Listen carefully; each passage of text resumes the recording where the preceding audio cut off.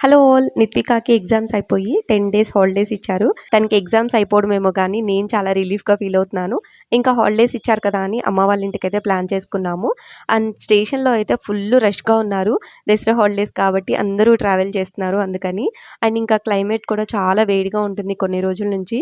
Lucky అయితే చాలా irritate అయిపోయింది, అటు ఇటు తిప్పుతూనే ఉండాల్సి వచ్చింది నాకైతే. అండ్ ఇంకా పిల్లలు ట్రైన్ జర్నీ చేసిన తర్వాత చాలా సిక్ అయిపోతున్నారు అవుట్ సైడ్ ఫుడ్స్ తినడం వల్ల.